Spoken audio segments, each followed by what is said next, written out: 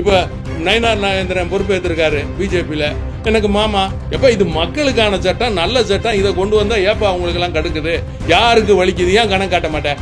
முதல்ல இதுக்கு வாங்குங்க, இது முடியட்டும், அதுக்கு அடுத்து பேசுவோம். அப்போ முழுக்க அரசுடைய கட்டுப்பாட்டில் தானே வகுப்போடு இருக்கு. அப்போ அரசு தானே இந்த பணத்தை பூரா யாருக்கு வேணுமோ நிலத்தை கொடுத்துருவாங்க, எடுத்துக்குவாங்க. நான் கேட்கறது ஜாதியை பத்தி அல்ல, சரியத்தை பத்தி அல்ல, கணக்கை பத்தி, சொத்தை பத்தி கேட்டுக்கிட்டு இருக்கேன். சொத்து கணக்கு கேட்கறதுக்கும் இஸ்லாமாக இல்ல இஸ்லாமாக இருக்காருங்கிறதுக்கும் என்னங்க இருக்கு? நீங்க தொழுக வேணான்னு சொல்லல, ஹஜ்ஜுக்கு போக வேணான்னு சொல்லல, நோன்பு வைக்க வேணான்னு சொல்லல.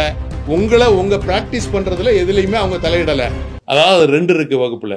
ஒன்று நம்ம இப்போ நான் இருக்கேன் அப்படின்னு சொன்னால் என்னுடைய சொத்தை நான் எழுதி வச்சுட்டு என் பையன், அதுக்கப்புறம் என் பையன், அவங்க வாரிசாக மேனேஜ்மெண்ட் பார்க்குறது. இன்னொன்று வகுப்பு சொத்தை யாருக்கு வேணுமோ லீஸுக்கு கொடுக்கறது. அப்போ அரசு அதிகாரிகள் இல்லை அப்படின்னு சொன்னால் எம்பி எம்எல்ஏவாக இருக்கிறவங்க, அரசு மாநில அரசு அவங்களுக்கு வேண்டிய ஆள்களுக்கு சொல்லி, ஏன்னா இப்போ இங்கே போட்டிருக்கிறது யார் தலைவர், யார் டிஎம்கே காரராக இருப்பார், ஏடிஎம்கே இருந்தால் ஏடிஎம்கே காரராக இருப்பார், வெஸ்ட் பெங்காலில் மம்தா பானர்ஜி ஆளாக இருப்பார். அவங்களுடைய 11 பேர் அதில் உறுப்பினர்கள், வேறு யாரும் வெளியாளுங்க கிடையாது. அரசுடைய அதிகாரி தான் அதில். சிஇஓ யார்? அரசு அதிகாரி. சூப்பரண்டு யார்? எல்லா மாவட்டத்துலேயும் வகுப்போடு சூப்பரண்டு யார்? அரசு அதிகாரி. அப்போ முழுக்க அரசுடைய கட்டுப்பாட்டில் தானே வகுப்போடு இருக்கு. அப்போ அரசு தானே இந்த பணத்தை பூரா யாருக்கு வேணுமோ நிலத்தை கொடுத்துருவாங்க, எடுத்துக்குவாங்க. இப்போ நீங்கள் இங்கே கூட நீங்கள் பார்த்தீங்கன்னா, இதுக்கு முன்னால் அப்துல் ரஹ்மான் ஒருத்தர் இருந்தார், முன்னாள் எம்பி. அவர் ஒரு 100 ஏக்கர் அவருக்கு வேண்டிய ஒரு பொம்பளைக்கு எழுதி வச்சுட்டாருன்னு அவரை மாற்றிட்டு தானே இப்போ இவரை போட்டிருக்காங்க. அப்போ இதெல்லாம் உங்களுக்கு தெரியத்தானே செய்யும். அப்போ நீங்கள் பத்திரிகையாளர்கள் என்னுடைய இந்த கவனத்தை மக்களுக்கான சொத்தை, மக்கள் சொத்தை, இறைவன் சொத்தை மக்களுக்கு கொண்டு போய் சேர்க்கறதுக்கு நீங்கள் கொண்டு போய் சேர்க்கணுமா இல்லையா? அப்போ அதைத்தானே நான் போராடுறேன், கேட்குறேன். இப்போ நீங்கள் ஊராக இவங்க போராட்டம் நடத்துகிறாங்க. இந்த போராட்டம் நடத்துகிறவங்கலாம் யார்? பள்ளிவாசல், தர்கா, இதனுடைய ட்ரஸ்டிகளை சேர்த்து அவங்கள்ட்ட இருக்க காசுகளை வச்சு மக்களுக்கு காசு கொடுத்து ரோட்டில் கொண்டாந்து நிப்பாட்டி போராடுறாங்க. நான் இன்னும் ஒன்று உங்கள்கிட்ட கேட்குறேன். முத்தலாக்கு பிரச்சனைக்காக போராடுனாங்களே, முத்தலாக்கில் என்ன ப்ராப்ளம்னு உங்களுக்கு யாருக்காவது தெரியுமா? ஒரே நேரத்தில் 3 தலாக் சொல்லி ஒரு பொம்பளையை விட்டு போகக்கூடாது, மனைவியை விட்டு போகக்கூடாது. அதைத்தான் தடை பண்ணியிருக்காங்க. அதை முறையாக சரியத்தில் சொல்லியிருக்க மாதிரி 3 மாதம் டைம் கொடுத்து சரியாக சொன்னால் சொல்லலாம்னு இதுவரையும் சுப்ரீம் கோர்ட்டே ஆர்டர் போட்டிருக்கேன், பிரமாதமான சட்டம்னு சொல்லிட்டு. அப்போ முத்தலாக்கு எங்கே தடை இருக்குது? தடையே இல்லை. ஆனால் இவங்க என்ன சொல்கிறாங்க? முத்தலாக் தடை சட்டம் கொண்டு வந்துடுறாங்க, இஸ்லாமியர்களுக்கு எதிரானது, அதுக்கு ஒரு போராட்டம். அதே மாதிரி என்ஆர்சி, அது எல்லா ஊர்லேயும் 10 வருஷத்துக்கு ஒருக்கா நடக்கிறது தானே. உங்களுக்கு கணக்கெடுப்பு ஜென்சஸ் நடக்கணுமா, நடக்கக்கூடாதா? அப்போ அது நடந்தால் தானே நம்ம ஊர் ஆள் யார், வெளியூர் ஆளுன்னு தெரியும். அதுக்கு எதிர்ப்பு தெரிவிக்கிறாங்க. பாய்ங்களெல்லாம் எப்படி பாய்ங்கள எல்லாம் இங்கே பிறந்தவன், என்ன வெளிநாட்டிலேருந்து இங்கே குடியேறினவனா? எல்லாம் சுப்பனும் குப்பனும் முனுசாமி குப்புசாமியும் தான் கிறிஸ்தவனாக மாறி இருக்கான், இஸ்லாமனாக மாறி. என்னுடைய முன்னோர்கள் அதுதானே, எல்லாமே இந்துக்கள் தானே. அன்னைக்கு இந்து, இன்னைக்கு முஸ்லீமு, இன்னைக்கு முஸ்லீமு அன்னைக்கு இந்து, இன்னைக்கு கிறிஸ்டினு அன்னைக்கு இந்து. என்ன பேச்சு பேசிக்கிட்டீங்க? எல்லாம் தமிழன் தானே, தாய்மொழி தமிழ் தானே. இல்லை எனக்கு வேறு ஏதாவது பாஷையா? தமிழில் தானே பேசிக்கிட்டு இருக்கீங்க உங்களோட. அப்போ இதெல்லாம் தெரியாமல் முஸ்லீம்களை பாய், எவன் பாய் இங்கே, எவன் பாய், எந்த ஊர் பாய், பத்தமட பாயா பிரித்து படுக்கிறதுக்கு? எல்லாமே அண்ணன் தம்பி மாமன் மச்சான். இப்போ நயினார் நாகேந்திரன் பொறுப்பேற்றிருக்காரு பிஜேபியில். எனக்கு மாமா, அவனி பிஜேபியில் தலைவராக இருக்காரு, என் மாமா இல்லைன்னு ஆயிருமா? என்ன பேச்சு பேசிக்கிட்டு மாறி மாறி எல்லாருமே பேசுறானுங்க. எல்லாருமே மாமா மச்சான், சொந்தக்காரன், அண்ணன் தம்பி. என்ன பலவீனா? இல்ல என்ன பலவீனா? இல்ல என்ன பலவீனம் அதை சொல்லுங்க. பலவீனம்னா என்ன பலவீனம்? இல்ல என்ன பலவீனம்? இஸ்லாமியர்ல என்ன நானும் நீனும் ஒண்ணு தானே. அப்புறம் என்ன இஸ்லாமியர் என்ன வணக்க வழிபாட்டுல வேற அவ்வளவுதானே. உங்களுக்கு பல குலதெய்வம் இருக்கு, அது மாதிரி இது எனக்கு குலதெய்வம்னு வச்சுக்க. நம்மளுக்கு என்ன ஒரே தெய்வமா இருக்கு?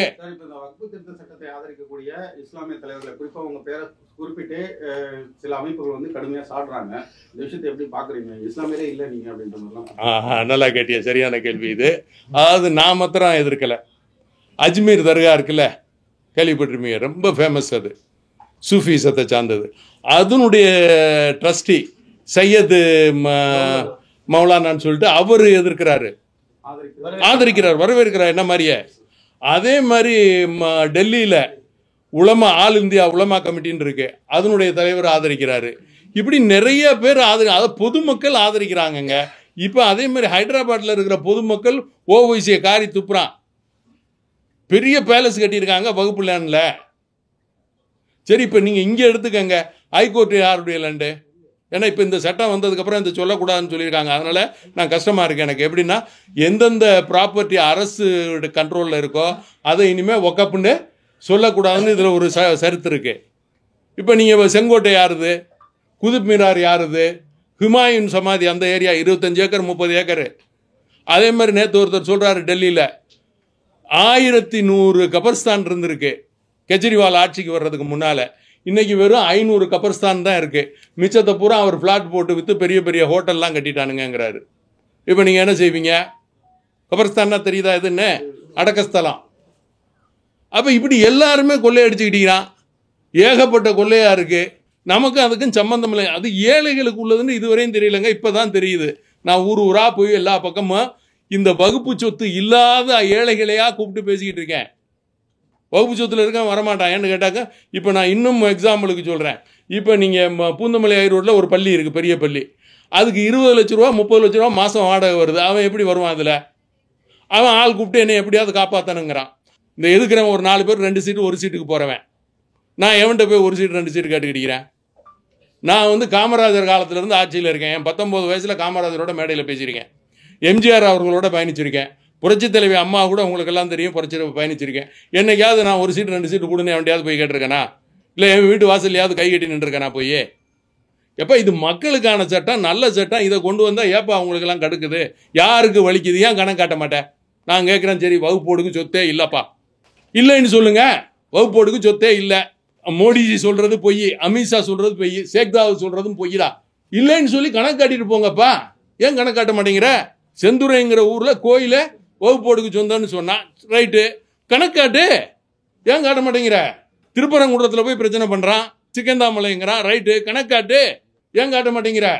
கணக்காட்டணுமா இல்லையாங்க? யாருடைய சொத்தாக இருந்தாலும் பத்திரம் பட்டா சிட்டா அடங்கெல்லாம் என் பேருக்கு இருக்குன்னா கோர்ட்டுக்கு போகலாம்.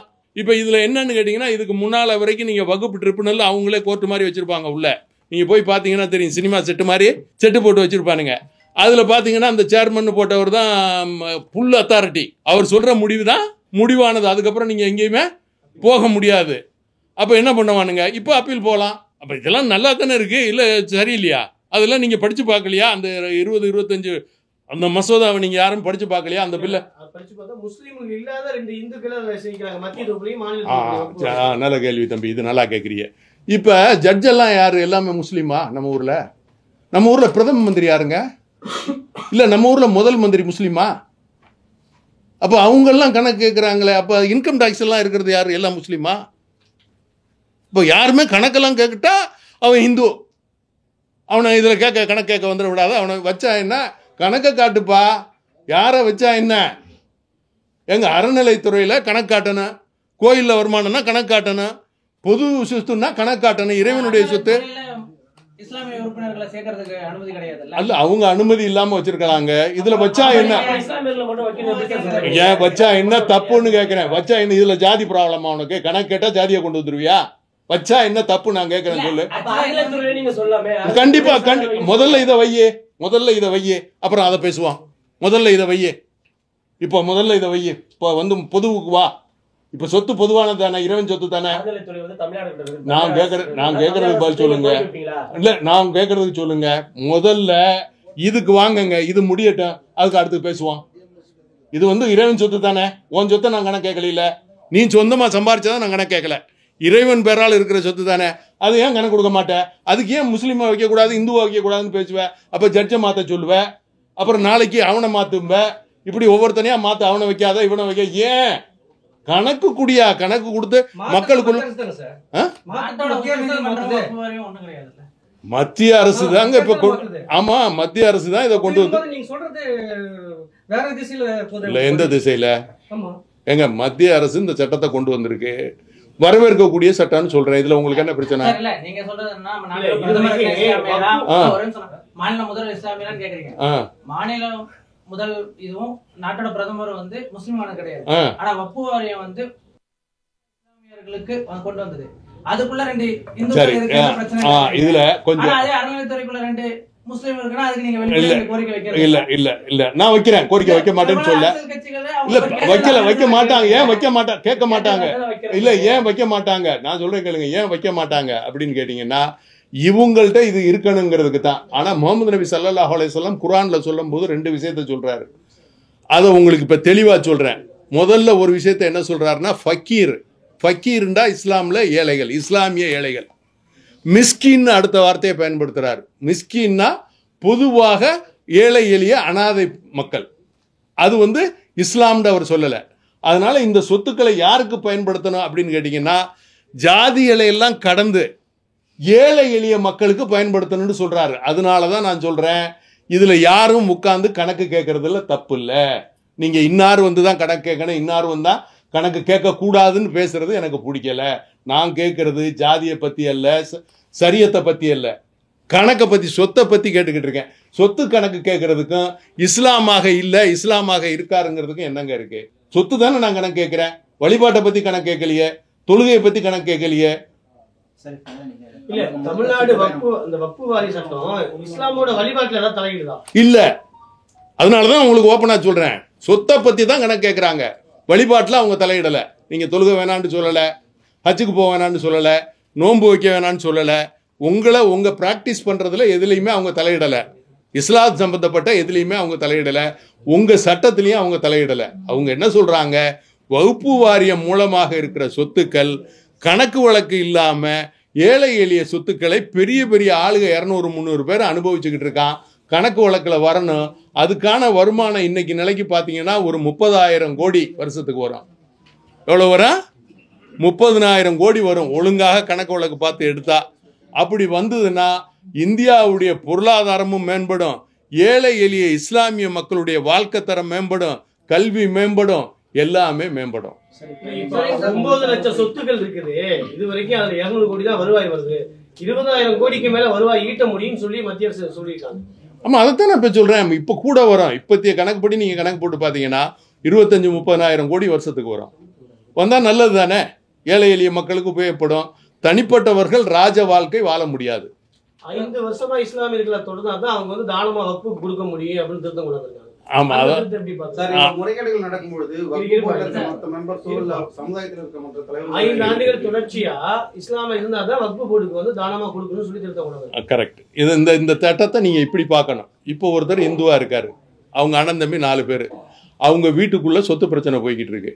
அவர் என்ன செய்யறாருன்னா இவனுக்கும் வேணாம் அவனுக்கு வேணான்னு வகுப்பு எழுதி வச்சுட்டாருன்னு வைங்க, அந்த சொத்தை மற்ற யாருமே அனுபவிக்க முடியாது. புரியுதா உங்களுக்கு? அப்ப இவர் 5 வருஷம் இஸ்லாத்தை தழுவி 5 வருஷத்துல முறையாக இருந்தா வகுப்பு பண்ணப்படும். அப்ப அது தடுக்கப்படுது. ஒரு இந்து தன்னுடைய வீட்டில் நடக்கிற பிரச்சனைக்கு அந்த சொத்துக்களை யாரும் கோவம் வருதுல, அவனுக்கு கோவம் என்ன பண்ணுவான், மற்ற யாருக்கும் கிடைக்கக்கூடாதுடா, எனக்கே மொத்தம் கொடுக்க மாட்டேங்கிறானுங்க அப்படின்னு சொல்லிட்டு வகுப்பு எழுதி வச்சுட்டான்னு வைங்க. அப்ப என்ன செய்ய முடியும்? அப்ப இதுல நீங்க யாரு இஸ்லாமானவர்களாக இருந்து நீங்க எழுதி வைங்கன்னு சொல்றாங்க. தப்பு ஒண்ணும் இல்ல, இஸ்லாமானவங்க எழுதி வைக்கட்டும். சார், அப்துல் ரஹ்மான் 400 கோடி ரூபாய் நன்கொடை வாங்கினாரு வகுப்புக்காக. அதே நேரத்துல அவரை பத்தி சொல்லும்போது ரத்தம் கொடுத்தாங்க, அந்த காசு எங்க போச்சு கணக்கு இல்ல அப்படின்னு நீங்க கலைஞரை சுட்டி காட்டுறீங்க. அவரும் இறந்துட்டாரு, இவரும் இறந்துட்டாரு. அதை பத்தி நீங்க விளக்கமா சொல்லலாம், எல்லாருக்கும் தெரியும். நீங்க 10-12 வருஷத்துக்கு முன்னால கல்கியை எடுத்து பாருங்க, அதுல விளக்கமாக சொல்லியிருக்கேன். அந்த பணம் எங்கே போயின்னா ஒரு இறந்த மனிதரை கண்ணியக்குறைவாகவோ அவர் அதை பண்ணார் இதை பண்ணார் நான் இப்போ பேச விரும்பலை. ஏன்னா 2 பேருமே இறந்துட்டாங்க. அப்போ நான் பேசுறது மாத்திரம்தான் நிற்கேன். அவங்களுக்கு அவங்க தரப்பு பேசுறதுக்கு ஆள் இல்லை. அவங்க உயிரோடு இருக்கும்போது நான் எழுதுனது கல்கியில் இருக்கு. அவர் சொன்னது 400 கோடி நான் வசூலிச்சுட்டேன்னு அவர் பத்திரிகையாளர்களை இது மாதிரி சந்திச்சு சொன்னதும் இருக்கு. அதை எடுத்து பாருங்க, உண்மை உங்களுக்கு புரியும். 400 கோடி யார்கிட்ட போச்சுங்கிறத நீங்க புரிஞ்சுக்குவீங்க. உங்களுடைய அனுமதிக்கு அதை விட்டுறேன். ஏன்னா இல்லாதவங்களை பத்தி தப்பு தவறா பேசுறது நல்லதில்லை. நீங்க நீட்டுக்கு எதிர்த்து தீர்மானம் போட்டீங்களா, என்னாச்சு? அப்புறம் இதை மாத்திரம் கேட்குறீங்க? நம்மளா சொல்லிக்கிற வேண்டியதானே. நீட்டுக்கு எதிர்த்து போனீங்களா, அது என்னாச்சு? இல்ல நீட்டுக்கு எதிர்த்து போனீங்களா, அது என்னாச்சு? அப்படியா? மாநில ஏன் நீங்க உங்க மாநிலத்தையே தனியா பிரிச்சுக்கிட்டு இந்தியா விட்டு தனியா பிரிச்சுக்கிட்டு போயிட வேண்டியதானே? இல்ல இந்தியா ஏங்க ஏங்க நீங்க மத்திய அரசுக்கு கீழே இருக்கீங்களா, மாநில அரசுக்கு கீழே இருக்கீங்களா? அப்புறம் என்ன இருக்கு? மத்திய அரசு தான் கொண்டு வருது எல்லா சட்டத்தையும். மாநில அரசு அதை நடத்தணும். மத்திய அரசுக்குன்ற உள்ள சட்டங்களை மாநில அரசு கொண்டு போகணும், அவ்வளவுதான். மாநில அரசுக்குண்டு லிமிட்டட் தான் இருக்கு பவர். அதைத்தான் மாநில அரசு பயன்படுத்த முடியும். எது? பிஎம்சி சட்டத்தை கூட தான் மத்திய அரசு கொண்டு வந்துச்சு. தமிழ்நாட்டுல என்ன அதை நிறைவேற்றல. ஆமா. மும்மொழி கொள்கைக்கு வந்துட்டீங்க. சரி, ஓகே. அப்ப மும்மொழி இல்ல, அதனாலதானே காசு கொடுக்கலன்னு அழுகுறீங்க. அந்த சட்டத்தை நீங்க நிறைவேற்றலைண்டா காசே கொடுக்க மாட்டேங்கிறாங்க, நீ ஏன் அழுகுறீங்க? ஏங்க, அதிமுகவுடைய கொள்கை வேறு, தமிழ் மாநில முஸ்லிம் லீக்கினுடைய கொள்கை வேறு. நாங்க கூட்டணி என்பது தேர்தலுக்கானது. நீங்க தெளிவா இருக்கணும். நான் பேசிக்கிட்டு இருக்கேன்னா அதாவது அதிமுக என்ன சொல்றாங்க? மும்மொழி கொள்கைக்கு எதிர்ப்பா இருக்காங்க, நீட்டுக்கு எதிர்ப்பா இருக்காங்க, டீலிமிட்டேஷனுக்கு எதிர்ப்பா இருக்காங்க. அதிமுக இருக்காங்களா இல்லையா? அதே மாதிரி அவங்க கூட்டணி வச்சிருக்கிறது யாரோட? பிஜேபியோட. அறிவிச்சிட்டு போயிட்டாரா இல்லையா? அப்ப மினிமம் காமன் ப்ரோக்ராம் நாங்க பண்ணுவோம்னு சொல்லியிருக்காங்களா இல்லையா? அவங்க என்ன சொல்றாங்கன்னு பொறுத்திருந்து பாருங்க. என்ன சொல்றாங்க? அதிமுக பாஜக கூட்டணினால தமிழகத்தில் இருக்கக்கூடிய இஸ்லாமிய ஒரு ஓட்டு கூட அதிமுகவுக்கு போகாது. அதிமுக செலுத்துற ஓட்டு பிஜேபிக்கு செலுத்தக்கூடிய ஓட்டாகும்.